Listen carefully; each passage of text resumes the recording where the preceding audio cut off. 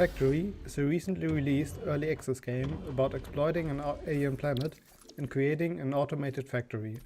This is a very similar setup to the indie hit Factorio, and I will draw many comparisons between the two games. I will outline which parts of the game work better or worse compared to each other.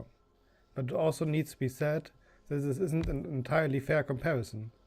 Factorio has been in early access for years and will release in the near future, while Satisfactory has just entered early access.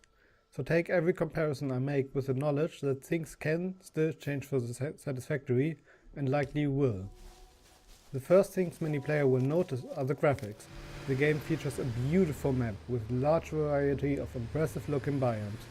The animations are very detailed and polished, and there are animations both for using equipment and for specific UI interactions. Overall, the visuals and controls of the game show a lot of polish. It's apparent that the early access is due to a lack of endgame content, and not due to a lack of polish for the existing content. The first thing you will do in Satisfactory is placing down your hub, which will be your main base for the game's progression. You will then start your factory, which will generally consist of three main parts. Miners can be built on unlimited resource deposits to mine ore.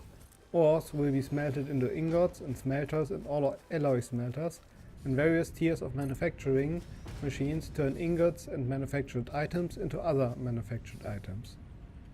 Transporting ores and items works through two main ways. Transport belts can transport a single type of item from one point to another and can be split and merged at various points.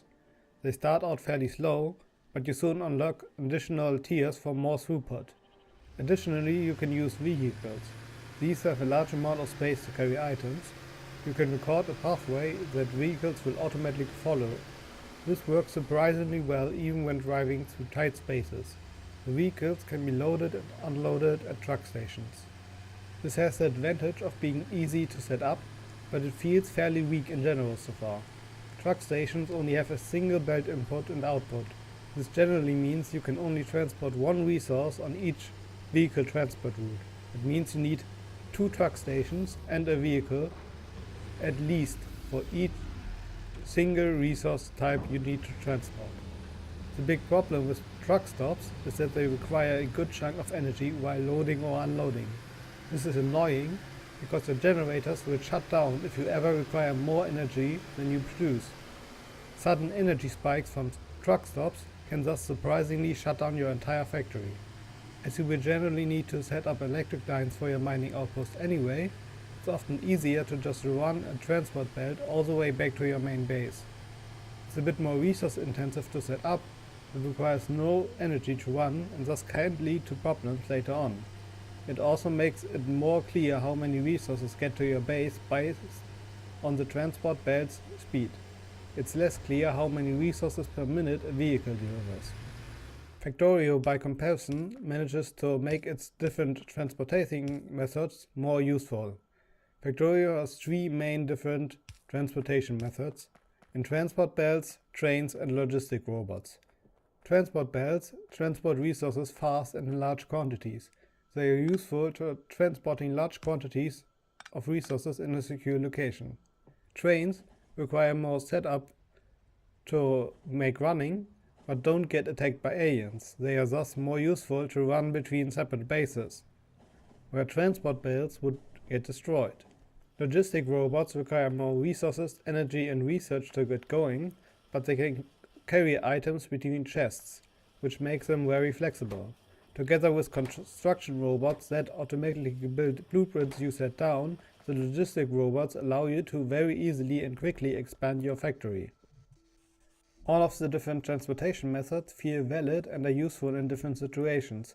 Satisfactory vehicles, on the other hand, just feel too restricted with the effort to set up truck stops and because the vehicle paths not worth it compared to transport belts. I'm curious about the upcoming trains to see whether they will provide a more valid transportation method. And maybe the existing vehicles will get overhauled a bit in order to ensure that they remain a useful transportation method. We will have to just wait and see what the developers will do here. Let's now look a bit more at the progression in Satisfactory. The progression is what you will spend most of your resources on in Satisfactory. Overall, Satisfactory features 3 different progression systems. Your main progressions happen in your hub. Here you spend manufactured items to unlock new milestones, which unlock items and buildings. These are ordered into multiple tiers. These tiers get unlocked through the second progression system. Spending a large amount of items at your giant space elevator unlocks 2 additional tiers of milestones in your hub. Overall, there will be 8 tiers of milestones in the hub, with 6 of them being currently playable. The final progression system is research. Finding alien resources, vegetation, ores or artifacts lets you research them. This unlocks additional milestones in your hub and can even unlock new mechanics. These can be just small additions like getting a single new item to produce, but they can also result in long research chains. The Factorio ore, for example, allows new wires to produce better electric poles. These wires can also be researched again, which gives you another item which you can research as well. Going through this chain unlocks a good number of new tools and even a complete new way to generate power without using resources. There's also alien artifacts that can be researched, which unlocks new mechanics. One such artifact are power slugs, which can be converted into power cores, which increase the speed of buildings at the cost of exponentially higher energy costs. Overall, these mechanics make exploration another important part of Satisfactory. There are various valuable things to find when exploring the environment. Other rare resources besides Factorio and additional types of artifacts are already present in the game and will be researchable in the future. Some of these artifacts will even send spooky messages to the player when they look at them for a time. Additionally, the player can find crashed debris of other drop pods. These require you to supply power or resources and to reward you with a hard drive. Researching hard drives gives you alternative recipes for certain manufactured items, which are faster to produce than the normal recipes. The 2 first progression systems also push the player towards exploration because unlike Factorio, they can't be automated.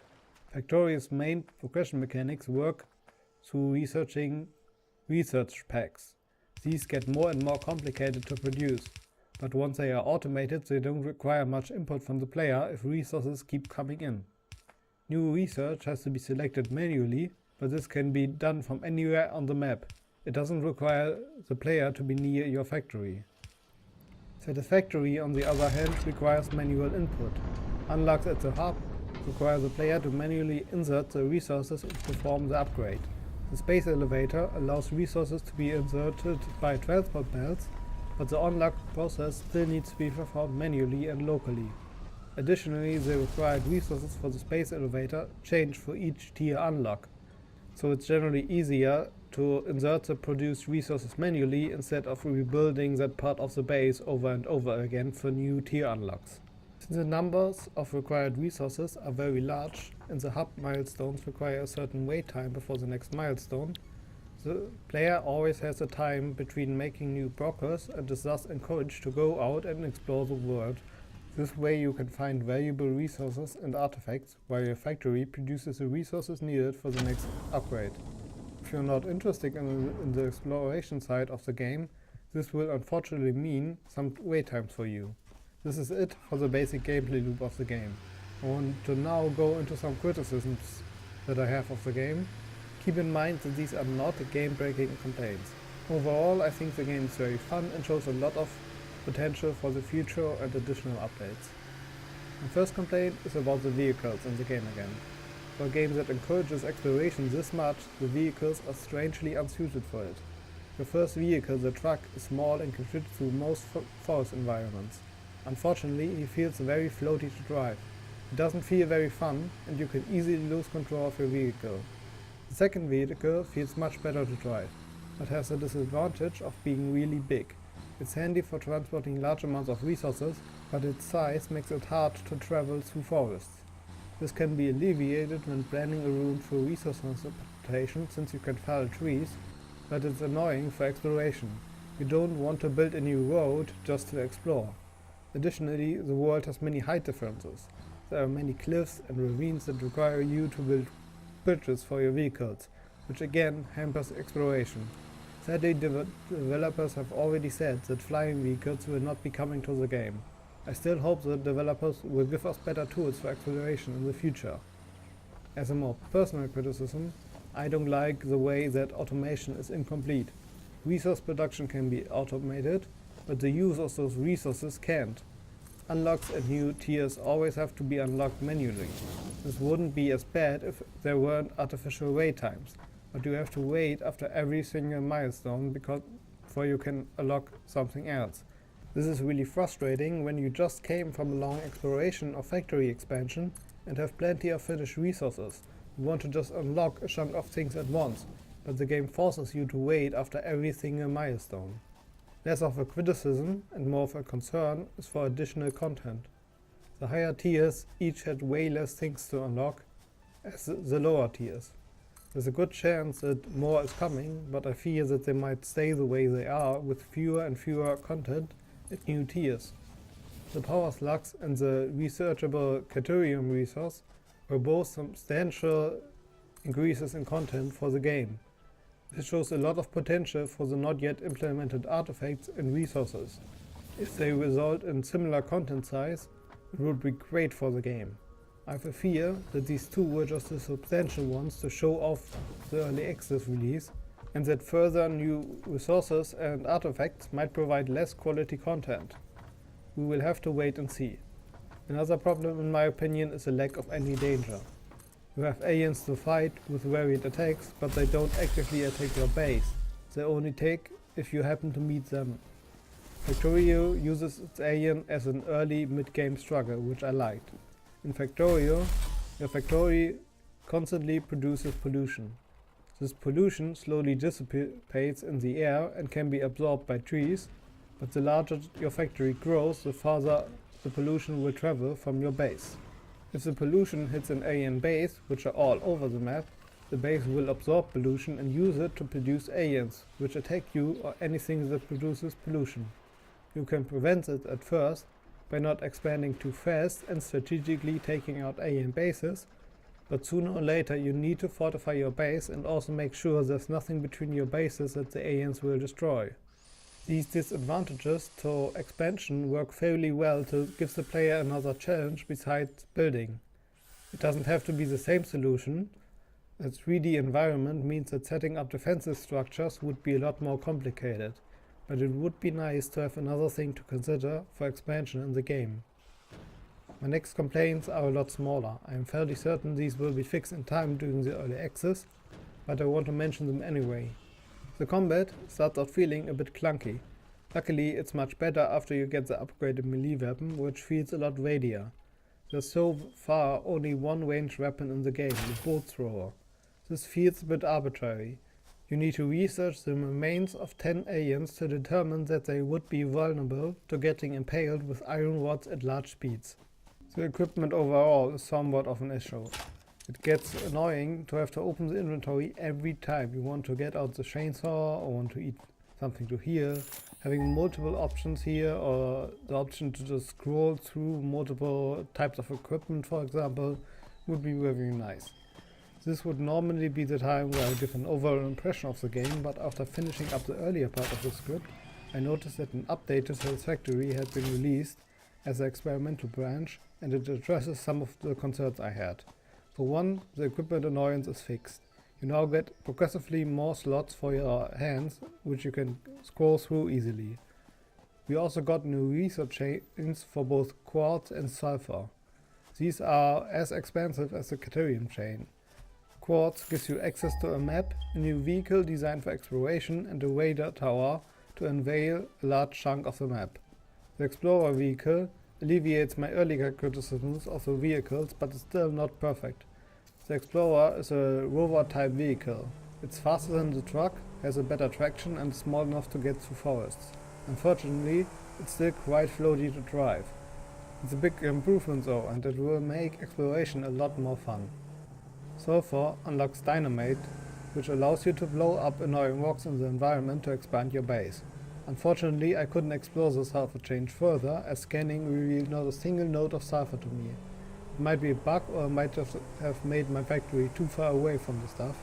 Keep in mind that this was the experimental version, so I don't really mind it, and I will just have to wait for more updates. I've heard on the internet that it unlocks rifles or a better fuel, but I couldn't check any of that myself. This has been all I want to say about Satisfactory. Thank you for watching my review. I hope you enjoyed it, and I wish you a very good day.